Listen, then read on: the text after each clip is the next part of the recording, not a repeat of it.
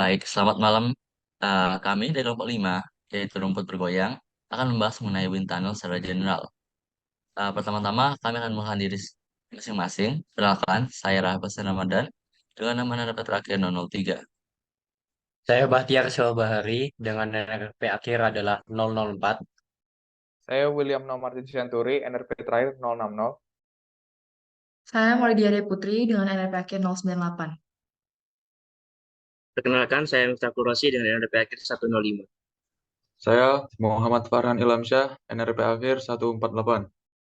Wind tunnel adalah sebuah perangkat dalam studi mekanika fluida, di mana mekanika fluida itu sendiri adalah cabang ilmu yang mempelajari perilaku fluida seperti gas dan cairan, dan bisa juga berbagai fenomena terkait berbagai konteks. Satu aspek yang sangat relevan dalam mekanika fluida yaitu kinematika fluida, yang memfokuskan pada pemahaman gerakan fluida tanpa memperhatikan gaya yang menyebabkannya. Wind tunnel, seperti bisa dilihat di gambar di kanan, yaitu adalah suatu perangkat yang dirancang untuk menguji aerodinamika dari suatu objek, kendaraan, ataupun model skala dalam kondisi aliran yang terkendali. Di sini, pada umumnya, wind tunnel memiliki peran penting untuk memahami aliran udara di sekitar objek yang bergerak atau diam, dan alat ini sering digunakan untuk studi mekanika fluida. Next. Kemudian adalah penggunaan wind tunnel. Yang pertama adalah mensimulasikan kondisi udara. Dalam lingkungan terkendali, wind tunnel mampu mensimulasikan kondisi aliran udara yang dapat disesuaikan sesuai kebutuhan.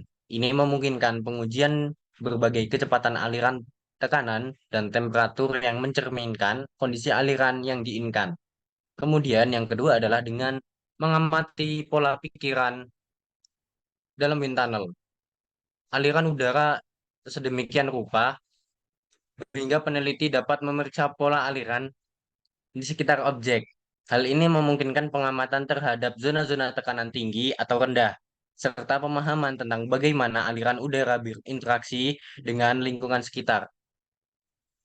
Kemudian yang ketiga adalah mengukur gaya aerodinamika. Wind tunnel memungkinkan pengukuran gaya-gaya aerodinamika seperti gaya angkat dan gaya hambat atau drag yang bekerja pada objek yang ditempatkan di dalamnya. Hal ini memungkinkan pemahaman tentang performa aerodinamika objek tersebut. Kemudian yang keempat adalah uji model skala. Wind tunnel memungkinkan pengujian model-model skala yang mewakili objek yang lebih besar. Macam-macam wind tunnel. Satu berdasarkan jalur rangkaiannya, dua berdasarkan instansi terowongannya, yaitu wind tunnel dengan instansi terowongan di belakang fan, yang kedua adalah instansi terowongan di depan fan, dan yang ketiga adalah instansi terowongan di kesinambungan. Berdasarkan jalur rangkaiannya, tipe rangkaian terbuka, udara mengalir lurus dari sisi masuk hingga ke sisi luar, dan udara yang masuk wind tunnel akan terbuang keluar lingkungannya. Keuntungannya, biaya konstruksi yang relatif murah, bisa menggunakan motor bakar jika desain wind tunnel tersebut meletakkan motornya pada bagian dalam terowongannya. Bebas dari kotoran yang ikut masuk dari sisi masuk karena tipe terbuka, maka kotoran tersebut akan terbawa keluar lingkungannya. Kekurangannya, operasi sangat dipengaruhi kondisi cuaca, menyebabkan kerusakan beberapa komponen wind tunnel, dan yang kedua adalah masalah kebisingan. Yang kedua adalah tipe rangkaian tertutup. Mengalir secara kontinu dan wind tunnel artinya udara yang masuk akan terus mengalir selama pengoperasian wind tunnel dan udara tidak terbuang keluar lingkungan. Keuntungannya tidak dipengaruhi cuaca karena tiap sisi tertutup, tidak terlalu bising. Motor teredam oleh dinding wind tunnel yang tertutup. Dan sedangkan kekurangannya biaya konstruksinya lebih mahal. Desain tersebut menggunakan motor bakar, maka dibutuhkan saluran tambahan sebagai saluran gas buang dari motor bahan bakar. Komponen wind tunnel. Pertama, intel, pintu masuk. Inlet adalah tempat di mana udara masuk ke dalam wind tunnel. Ini dirancang untuk menciptakan aliran udara dengan kecepatan dan sifatnya yang diperlukan. Yang kedua adalah test section atau bagian uji. Bagian uji adalah tempat di mana model atau benda yang akan diuji ditempatkan di sini. Di sini, kita mengamati perilaku objek yang mengalir di udara. Yang ketiga adalah fan atau kipas. Bagian utama penghasil udara. Untuk dapat menggerakkan fan, maka dibutuhkan suatu penggerak fan yang dihubungkan dengan poros motor penggerak supaya fan dapat berputar dan menghasilkan udara. Selanjutnya adalah instrumentasi. Dilengkapi dengan berbagai instrumen untuk mengukur parameter kinematik fluida, seperti kecepatan, tekanan, dan pola presi di sekitar objek yang diuji. Turning furnace adalah komponen yang digunakan dalam wind tunnel untuk mengalihkan arah aliran udara secara halus dan efisien. Fungsinya penting dalam memastikan aliran udara konsisten dan tidak terganggu di dalam wind tunnel. Diffuser. Pada wind tunnel, diffuser adalah ruangan yang memiliki luas penampang yang perlahan-lahan melebar yang berfungsi sebagai komponen yang menyebabkan kenaikan tekanan pada udara. Contraction adalah ruangan yang memiliki luas perlahan-lahan mengecil. Contraction memiliki fungsi yang berlawanan dari diffuser, yakni dapat menyebabkan kenaikan kecepatan udara dan penurunan tekanan udara. Baik, selanjutnya adalah kinematika fluida dalam wind tunnel. Dalam wind tunnel, kita mempelajari kinematika fluida dan memeriksa bagaimana aliran udara bergerak di sekitar benda yang ditempatkan dalam bagian uji. Selanjutnya, sebelum kita membahas terkait aliran laminar, sifat aliran yaitu aliran laminar dan aliran turbulensi pada sebuah wind tunnel, kita harus memperhatikan bahwa udara sendiri itu memiliki viskositas. Viskositas sendiri itu dilambangkan dengan mu, dan viskositas itu berhubungan dengan tegangan geser atau dilambangkan dengan tau adalah viskositas dikali dengan variasi kecepatan dibagi dengan perubahan ketinggian. Terlihat pada gambar di bagian kanan, itu tuh ada sebuah fluida yang diletakkan di sebuah permukaan. Dengan fluida itu diberikan sebuah tegangan geser F per A paralel dengan permukaan fluida itu sendiri. Terlihat bahwa adanya gradien atau kemiringan yang disebabkan oleh gaya gesek itu sendiri. Untuk kecepatannya itu pada aliran fluida yang berkontak langsung dengan permukaan itu memiliki gaya yang 0. Terlihat di bagian bawah itu 0. Lalu bagian yang paling dekat dengan gaya gesek itu maksimal. Selanjutnya,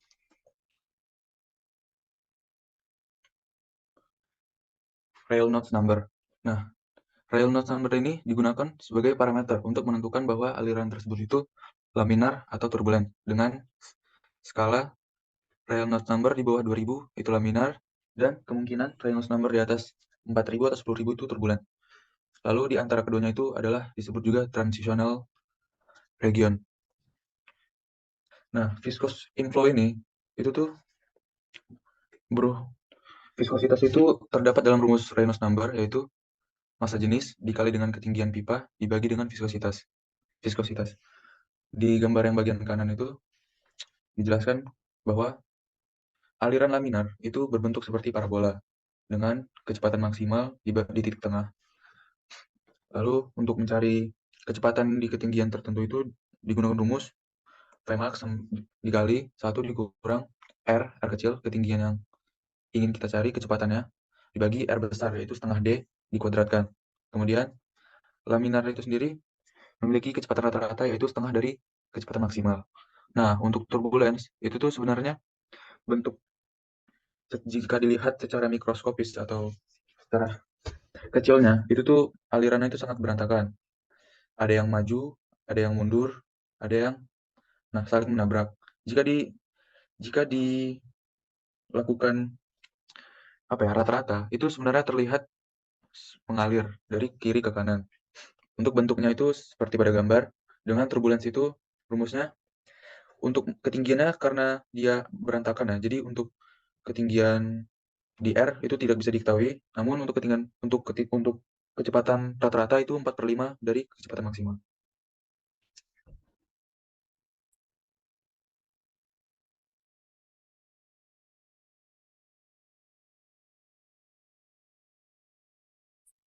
Baik, jadi yang dijelaskan oleh Farhan tadi merupakan pengaplikasian atau penggunaan Reynolds number di aliran laminar dan turbulen.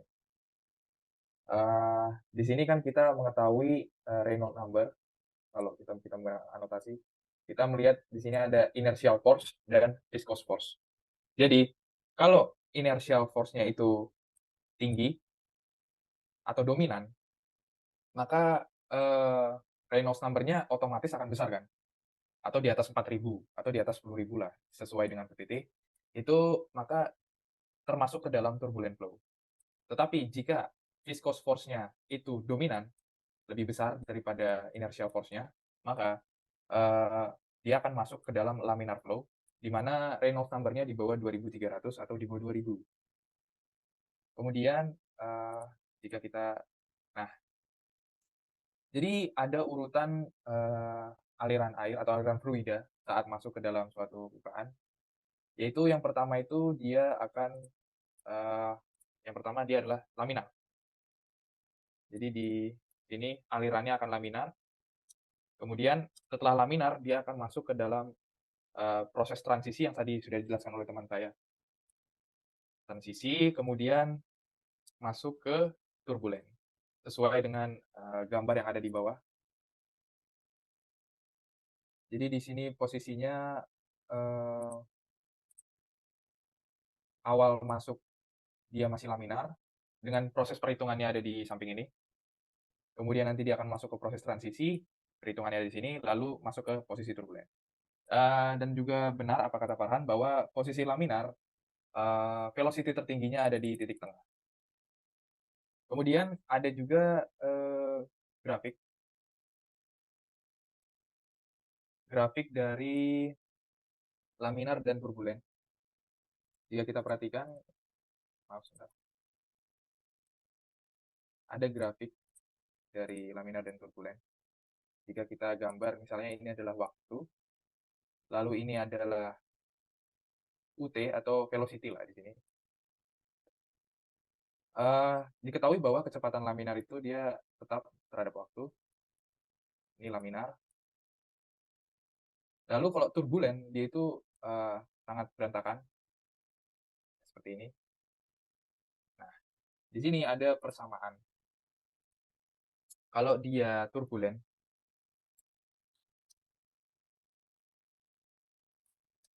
maka persamaannya itu menjadi seperti misalnya, jadi mu T sama dengan U rata-rata ditambah dengan U aksen T.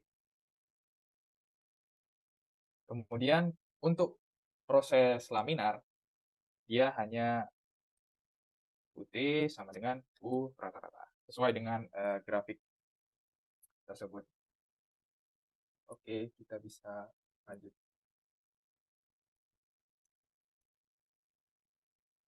Silakan untuk minor losses. Baik, untuk minor losses adalah penurunan tekanan yang terjadi dalam aliran fluida akibat komponen atau elemen-elemen tertentu dalam sistem perpipaan, di mana penurunan ini disebut sebagai minor, karena umumnya nilainya jauh lebih kecil dibandingkan penurunan tekanan utama yang disebabkan oleh hambatan pipa ataupun saluran perpipaan. Minor losses dapat disebabkan oleh berbagai faktor, dan berikut ada beberapa hal, yaitu seperti bend atau belokan, sambungan, penyempitan, pelebaran, dan juga penyisipan. Itu merupakan faktor-faktor yang dapat menyebabkan terjadinya minor losses.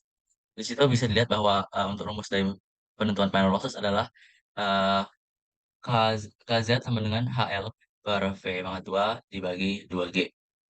Di mana head loss itu bergantung pada komponen. Oke, selanjutnya ini ada pola presi, itu ukuran tekanan di sekitar benda yang diuji dalam wind tunnel. Dapat mengukur pola presi untuk mengidentifikasi daerah-daerah dengan tekanan tinggi dan rendahnya. Selanjutnya adalah transisi aliran. Digunakan untuk mempelajari transisi dari aliran laminar menjadi aliran turbulen yang tadi dijelaskan oleh teman-teman saya. Ini penting dalam pemahaman perubahan sifat aliran udara seiring dengan perubahan kecepatan atau geometri benda. Oke, yang terakhir adalah aplikasi wind tunnel. Aplikasi dalam rekayasa pemahaman kinematik fluida melalui wind tunnel memiliki berbagai aplikasi dalam rekayasanya. Contohnya, desain pesawat terbang, mobil balap, dan struktur bangunan tinggi, di mana pemahaman tentang bagaimana aliran udara berinteraksi dengan objek sangat penting untuk meningkatkan kinerja dan efisiensinya. Baik,